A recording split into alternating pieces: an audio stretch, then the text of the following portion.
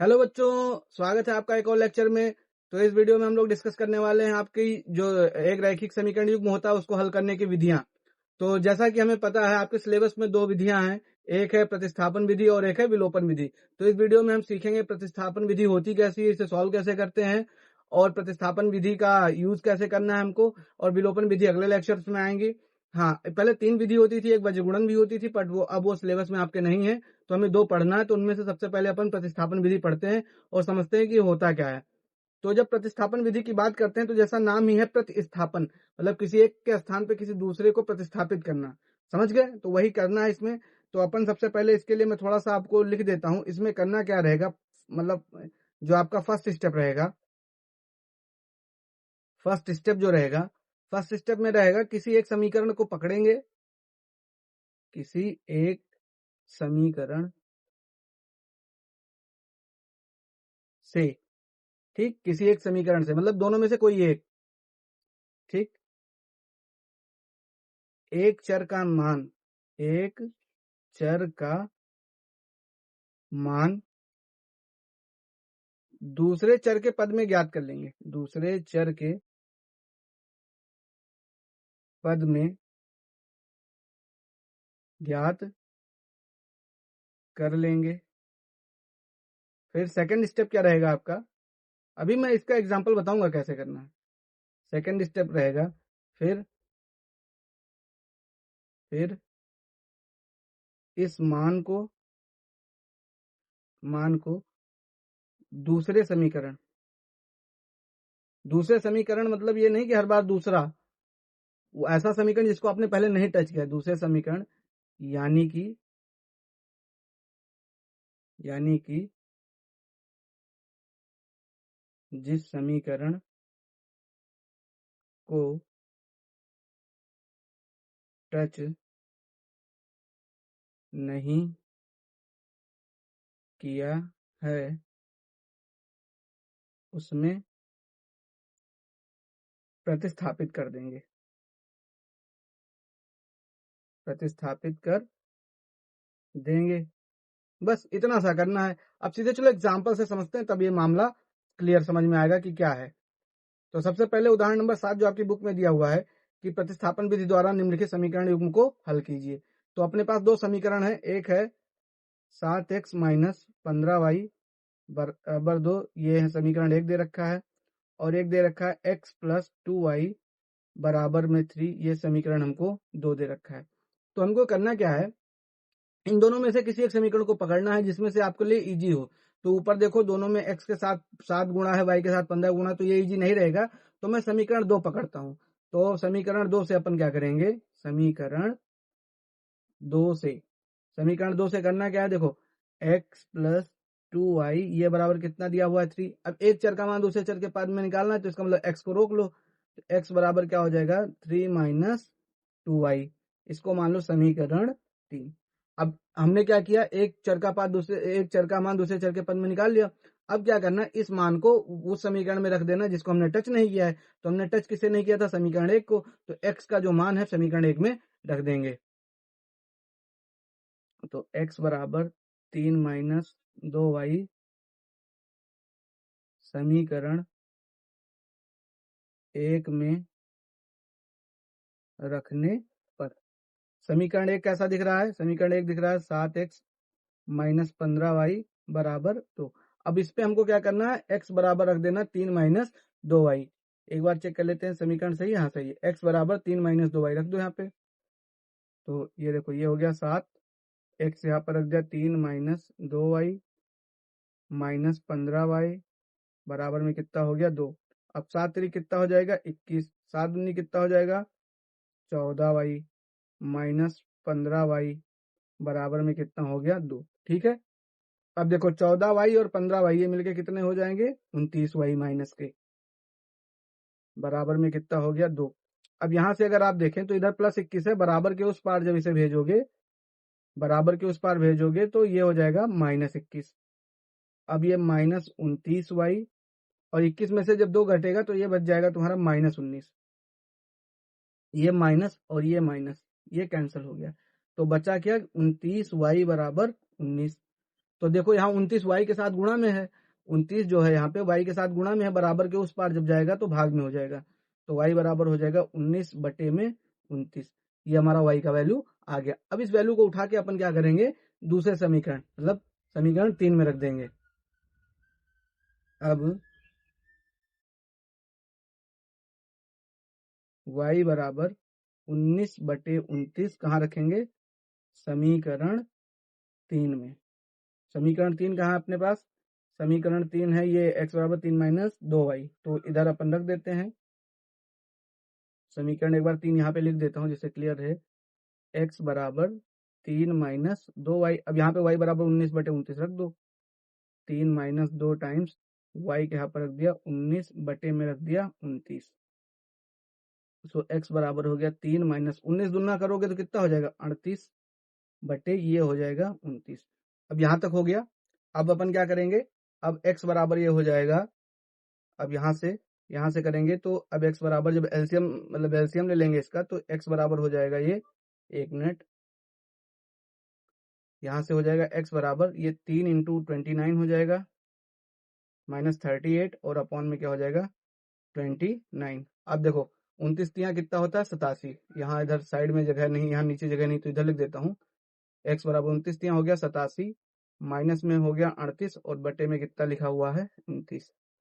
तो x बराबर हो जाएगा, जब 87 में से 38 घटाओगे तो 37 38, इसका मतलब ये बचेगा 49 तो x और y के अपने दो मान आ गए, समझ गए। तो ये हमारा क्वेश्चन हो गया। तो यहाँ से अपन यहाँ पे लिख देते हैं कि x का जो मान आया, x का मान आ गया हमारा 49/29 और y का मान आ गया हमारा 19/29। ठीक, तो ये एक क्वेश्चन हमने आपको समझाया। अब चलते हैं अगले क्वेश्चन की तरफ। अगले क्वेश्चन कह रहा है निम्नलिखित प्रश्न को प्रतिस्थापन विधि से हल कीजिए। कह रहा आफ्ताब अपनी पुत्री से कहता है कि 7 वर्ष पूर्व मैं तुमसे 7 गुनी आयु का था। आफ्ताब कहता अपनी बेटी से कि 7 वर्ष पहले मैं तुमसे 7 गुनी आयु का था और अब से 3 वर्ष बाद मैं तुमसे केवल 3 गुनी आयु का रह जाऊंगा। कि मतलब अब फ्यूचर की बात कर रहा है कि इसके बाद मैं केवल तुमसे 3 गुनी आयु का रह जाऊंगा। क्या यह मनोरंजक है? नहीं, मनोरंजक नहीं है। इस स्थिति को बीजगणितीय एवं ग्राफीय रूपों में व्यक्त कीजिए। तो सबसे पहले इसका अपन इक्वेशन बनाते हैं, समीकरण बनाते हैं, कैसा होगा। तो देखो दो लोग हैं, एक आफ्ताब है और एक आफ्ताब की बिटिया है। ठीक, तो दोनों के उम्र को मानेंगे कि आफ्ताब की उम्र x है और बिटिया की उम्र y है। ठीक, और जब भी एज का क्वेश्चन है तो हमेशा करंट एज माना जाता है, वर्तमान आयु माना जाता है। तो चलो इस क्वेश्चन को इससे बेहतर आपको कोई एक्सप्लेन नहीं करेगा। तो सबसे पहले यहाँ पे लिखेंगे माना आफ्ताब की वर्तमान आयु बराबर x वर्ष। माना आफ्ताब की पुत्री की वर्तमान आयु ये कितनी है y वर्ष। ठीक, अब हम ये वर्तमान की बात हो गई, हमने वर्तमान मान लिया। अब ये कह रहा आफ्ताब जा रहा है 7 वर्ष पहले, 7 वर्ष पूर्व, तो अपन चलते हैं 7 वर्ष पूर्व।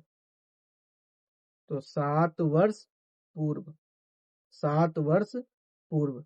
अब 7 वर्ष जब पूर्व चलोगे तो देखो, अगर कोई कहे कि आज एक आदमी 15 साल का है तो 5 साल पहले कितना रहा होगा, ऑब्वियस सी बात है 10 रहा होगा। कैसे पता चला कि 15 में से जितना पीछे जाना है, 5 पीछे आना, तो घटा के 10 पहुंचा दिए। तो वही कहानी यहाँ पे लगेंगे। तो 7 वर्ष जब पूर्व चलेंगे तो आफ्ताब की आयु भी 7 वर्ष कम हो जाएगी पहले, समझ गए। तो 7 वर्ष पूर्व यहाँ पे एक बार मैं फिर शॉर्टकट में लिख देता हूँ। 7 वर्ष पूर्व आफ्ताब की आयु जो हो जाएगी, आफ्ताब की आयु ये हो जाएगी x में कितना कम हो जाएगा 7, और आफ्ताब की पुत्री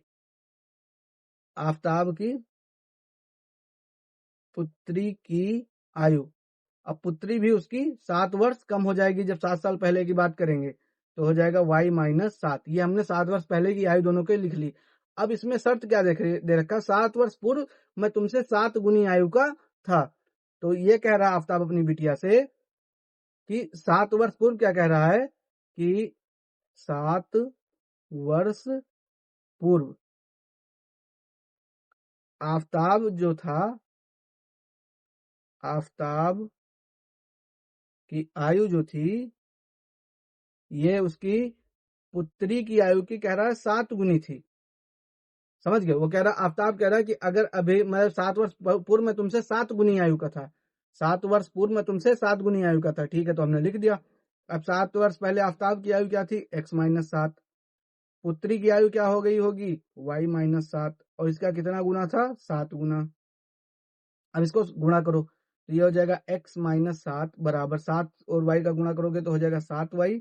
और ये 4 लिख दिया, देखो 7y। इसको एक बार यहाँ पे इरेज कर देते हैं तो ये हो जाएगा, देखो ये हो जाएगा 7 और y का गुणा करोगे तो ये हो जाएगा 7y माइनस 7 और 7 का गुणा करोगे तो कितना हो जाएगा? 49। तो ये हो गया 7y माइनस 49।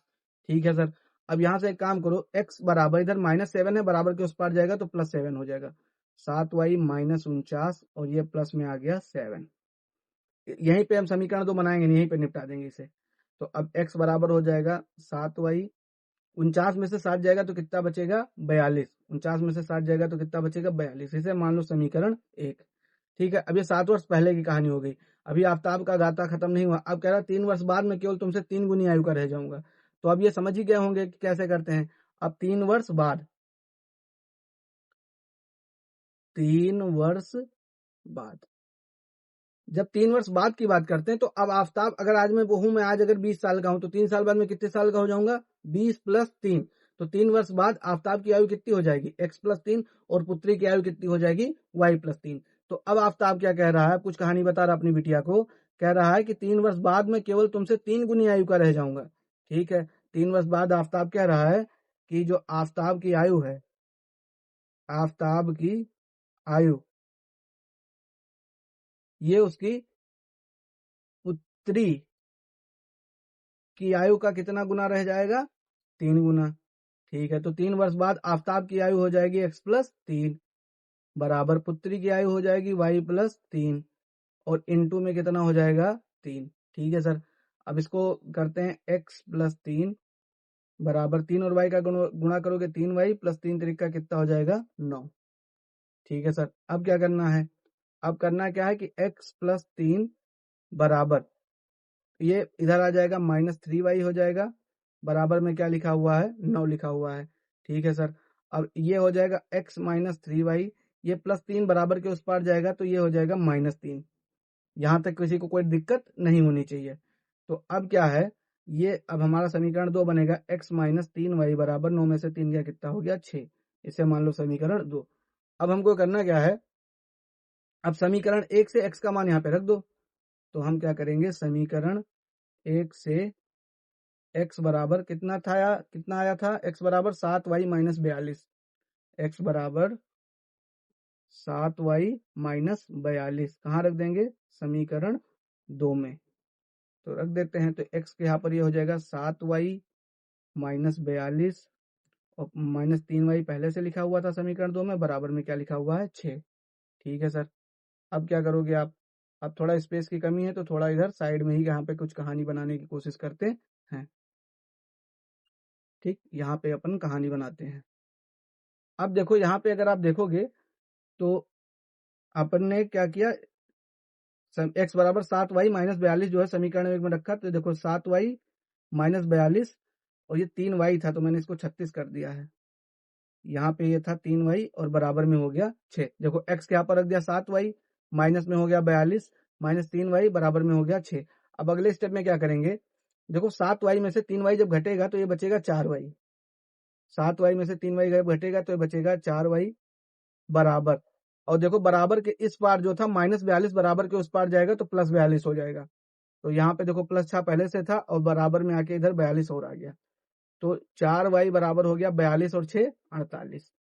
तो y बराबर हो जाएगा 48/4, 4 एक अन्नम 4 और 12 चौक 48। इसका मतलब y की वैल्यू कितनी आ गई? 12। तो आफ्ताब की बिटिया कितनी साल की हो गई? 12। आफ्ताब की बिटिया कितनी साल की हो गई? 12। अब ये वैल्यू उठा के समीकरण 1 में रख दो। समझ गए? ये वैल्यू उठा के कहाँ रख दो? समीकरण 1 में।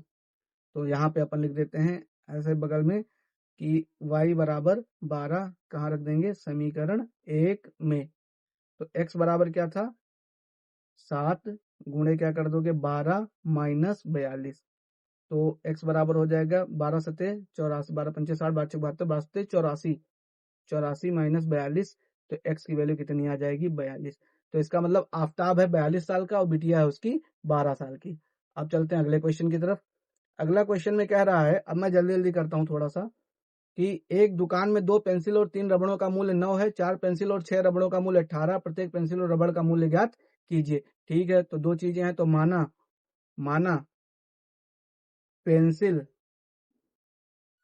का मूल्य कितना है 100 रुपया, और माना रबड़ का मूल्य कितना है y रुपया। अब कह रहा है 2 पेंसिल, इसका मतलब हो जाएगा 2x, और 3 रबड़ मतलब हो जाएगा 3y, बराबर कितना हो गया 9, ये मान लिया समीकरण 1। और फिर दूसरे शर्त में कह रहा है 4 पेंसिल और 6 रबड़, यानी ये हो जाएगा 4x प्लस 6y बराबर कितना हो जाएगा 18, ये समीकरण हो गया 2। अब इस समीकरण तो वैसे देख के लग रहा है कि ये a1/a2 बराबर b1/b2 बराबर c1/c2 है, इसका मतलब इसका अनंत रूप से हल होंगे, लेकिन हमको चेक करना है तो चेक करके देख लेते हैं। तो सबसे पहले समीकरण 1 से करते हैं, समीकरण 1 से। ठीक, समीकरण 1 से जब करेंगे तो देखो ये 2x प्लस 3y बराबर में कितना लिखा हुआ है 9, तो 2x प्लस 3y बराबर के उस पार जाएगा तो माइनस 3y हो जाएगा।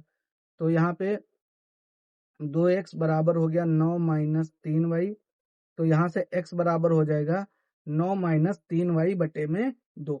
x का मान हमने निकाल लिया। अब ये मान हमको कहाँ रखना है समीकरण 2 में, इसको अभी थोड़ी देर के लिए मान लेंगे समीकरण 3। अब x बराबर 9 माइनस 3y बटे 2 कहाँ रख देंगे समीकरण 2 में। ठीक, तो रख देते हैं, तो अपन लिखेंगे x बराबर 9 माइनस 3y बटे 2 समीकरण 2 में प्रतिस्थापित करने पर। ठीक है, समीकरण 2 में प्रतिस्थापित कर दो इसे, तो समीकरण 2 कहाँ है अपने पास, समीकरण 2 है 6x प्लस 9y बराबर 18। एक बार इसे फिर से लिख देता हूँ, समीकरण है 6x प्लस 9y बराबर में 18। एक बार मैं चेक करूंगा इसको, यही है कि कुछ दूसरा है, सॉरी 4x प्लस 6y बराबर 18 है। अभी चेक नहीं करता तो देखो गलती हो जाती, 4x प्लस 6y बराबर 18, तो इसको उड़ा देते हैं, ये उड़ाया, ये है अपना 4x प्लस 6y बराबर 18। अब यहाँ पे वैल्यू रखो x की, तो ये हो गया 4, x यहाँ पर रख दिया 9 माइनस 3y बटे में कर दिया 2 प्लस 6y बराबर कर दिया 18। 2 एक नम 2, 2 दूनी 4। अब 2 से अंदर ये मल्टीप्लाई करेंगे, ये 9 था हमारा।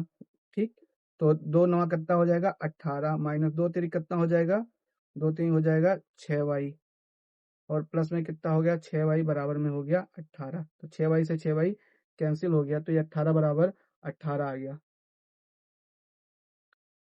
तो अब चूंकि ये y के इंडिपेंडेंट है, चूंकि ये y के इंडिपेंडेंट है तो y के सभी मानों के लिए समीकरण सिद्ध होगा।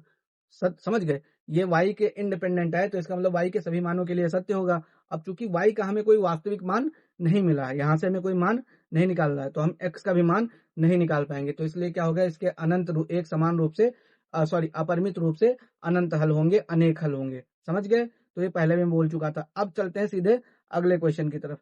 अगला क्वेश्चन हमारा है 2 रेल की पटरियों वाला। तो अगला उदाहरण है कि 2 रेल पटरियां समीकरण अतना और अतना द्वारा निरूपित की गई हैं। क्या रेल पटरियां एक दूसरे को काटेंगी?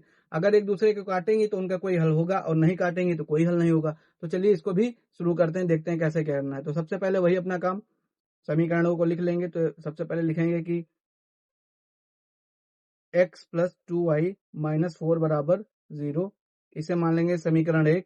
और एक दूसरा समीकरण है 2x प्लस 4y माइनस 12 बराबर 0, इसे मान लेंगे समीकरण 2। ठीक है, अब सबसे पहले क्या करेंगे, समीकरण 1 से x का मान निकाल के समीकरण 2 में रखेंगे। तो यहाँ पे अपन लिखेंगे समीकरण 1 से x प्लस 2y माइनस 4 बराबर 0, सो x प्लस 2y, इधर माइनस 4 है, बराबर के उस पार जाएगा तो प्लस 4 हो जाएगा। अब इधर प्लस 2y है, बराबर के उस पार जाएगा तो माइनस 2y हो जाएगा। तो x की वैल्यू आ गई 4 - 2i। इसको मान लेंगे समीकरण 3। समीकरण 3। अब x का मान जो है, x का मान, ये वाली वैल्यू उठा के कहाँ रखेंगे? समीकरण 3 में, सॉरी 2 में, समीकरण 2 में प्रतिस्थापित करने पर, प्रतिस्थापित करने पर, तो समीकरण 2 में उठा के इसको रख देंगे। समीकरण 2 क्या है? 2x + 4y - 12, 2x + 4y - 12 बराबर 0। अब यहाँ पे x बराबर 4 - 2y रखना है, रख दो भैया। 2 × x यहाँ पर हो जाएगा 4 - 2y + 4y - 12 बराबर में हो गया 0। अब 2 से मल्टीप्लाई कर दो अंदर, तो ये हो जाएगा 2 चौके 8, 2 दूनी 4, ठीक, ये हो जाएगा 2 चौके 8, 2 दूनी 4, और प्लस में हो जाएगा 4y, और माइनस में हो गया 12 बराबर हो गया 0। देखो ये +4y से -4y कैंसिल हो जाएगा, और 12 में से 8 निकल के तो ये बचेगा -4। तो -4 बराबर क्या आ गया? 0। अब -4 कभी 0 के बराबर नहीं हो सकता, -4 कभी 0 के बराबर नहीं हो सकता, अतः यह कथन असत्य है। अतः यह कथन असत्य है, ठीक। अब यह कथन असत्य है तो इसका कोई भी हल नहीं होगा, इस समीकरण का कोई भी हल नहीं होगा, समझ गए? अतः दिए गए समीकरण युग्म का कोई हल नहीं है। अगर हल नहीं है तो इसका मतलब रेल की पटरियां कभी नहीं मिलेंगी। अतः रेल की पटरियां एक दूसरे को कभी नहीं काटेंगी, ठीक है। तो ये हमारा एग्जाम्पल्स का पूरा पार्ट कंप्लीट हुआ। अब अगली वीडियो में हम सीधे एक्सरसाइज जो अपनी है 3.2 वो पूरी डिस्कस करेंगे। तब तक ऐसे ही प्यार बनाए रहिए, शेयर कीजिए वीडियो को, अपने दोस्तों को भी बताइए, वो भी पढ़ें। मिलते हैं तब अगले वीडियो में, तब तक के लिए आपको ऑल द बेस्ट। जय हिंद, जय भारत।